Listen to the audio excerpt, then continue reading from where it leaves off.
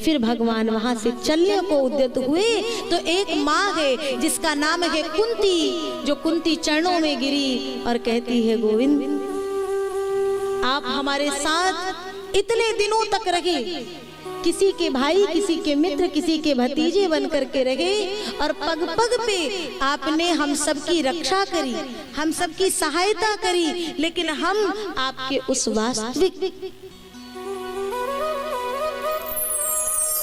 वास्तविक रूप को समझ ही नहीं पाए। दुर्योधन के इतने क्रोध और लाक्षागृह की उस दधकती हुई आग से हम सबको बचाने वाला कौन था? कृष्ण आप। कोई आपसे लाड डरा रहा है तो कोई आपको व्यंग कर रहा है, तो कोई आपको कहीं चोर कह रहा है, लेकिन आपके उस रूप को हम पहचान नहीं पाए क्योंकि हमारी बुद्धि की अपनी एक सीमा है। लेकिन आज जो मैंने आपका दर्शन किया तो ये कुंती आपसे कुछ मांगना चाहती है, आप दोगे? भगवान ने कहा अवश्य, आज तक आपने मुझसे कुछ भी नहीं मांगा है, चलते चलते आप जो मांगेंगी वो मैं दूंगा। तो कुंती मैया ने कहा विपदा संतु न सत्सत तत्र तत्र जगत गुरु भवतो दर्शनम यशाद पुनरभव दर्शनम। यदि देना चाहते हैं तो मेरे जीवन को विपत्तियों से भर दीजिए, मेरे जीवन को दुखों से भर दीजिए। और सुनो, कुंती वो स्त्री है जिसका पूरा जीवन केवल और केवल दुखों में भरा हुआ था, और उसके बाद भी कृष्ण से आज मांगने चली तो क्या मांग रही है? केवल दुख। और हम क्या कहते हैं? सुखों का अंबार दे दो। भगवान ने कहा दुखों की कोई कमी थी जो फिर से तुम दुख मांग रही हो? कुंती ने कहा प्रभु सुख के माथे सिल परे, जो मेरा हरि हृदय ते जाए, और बलिहारी वा दुख की, जो पल पल नाम जपाए। सुख की चकाचौंध में मैं कहीं आपको भूल ना जाऊं, इसलिए हमें वो दुख दे दो जो पल पल आपकी याद आती रहे।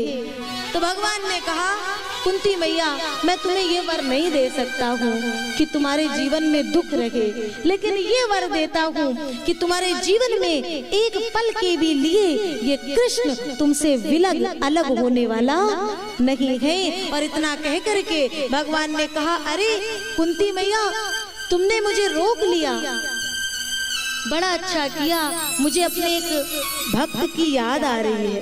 कौन से भक्त? जो बाणों की सैया पर पड़े हैं, पितामह भीष्म, जिनकी एक प्रतिज्ञा है कि गोविंद का जब तक दर्शन नहीं होगा तब तक प्राणों को नहीं त्यागूंगा।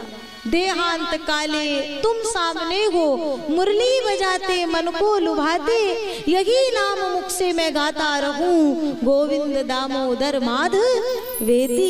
कभी ना कभी तो गोविंद तुम आओगे। और कुंती मैया के साथ जितने भक्त हैं कृष्ण आगे आगे चल दिए पितामह भीष्म के पास जाने को। कभी तो दीन दयाल के भनक पड़ेगी काल, जब दांत न थे तब दूध दियो, अब दांत दिए तो को अन्न भी दे है। और जल में थल में पशु पक्षिन में सबकी सुध लेत है, तेरी भी लई है, तेरी भी लई है। पितामह भीष्म के आगे गोविंद पहुंचे। आज पितामह ने कहा मेरी हर बात को और हर वचन को कृष्ण ने लाज रखी, चाहे वो महाभारत का युद्ध हो, चाहे वो आज की स्थिति हो।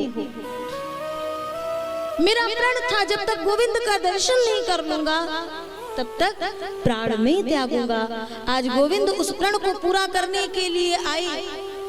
कई श्लोकों से स्तुति करी है, प्रार्थना करी है, और अचानक भगवान ने कहा, कन्हैया ने कहा पितामह जरा धर्मराज युधिष्ठिर को लग रहा है महाभारत के युद्ध में जो लोग मारे गए उनका कहीं ना कहीं कारण ये है। मैंने इन्हें समझाने का बहुत प्रयास किया, लेकिन कभी कभी किसी से हमारा संबंध जब बहुत प्रगाढ़ होता है ना, बहुत प्रेम का हो गया, तो वो कितनी भी ज्ञान की बात कहे वो हमें समझ में नहीं आती। क्यों?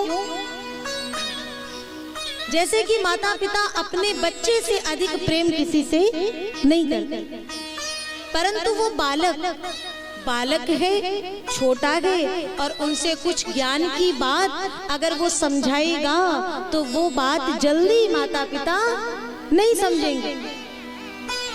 उसी जगह कोई विद्वान ब्राह्मण आए, कोई संत आए और उन्हें वही वचन कहे तो वो बहुत जल्दी उस बात को स्वीकार कर लेंगे।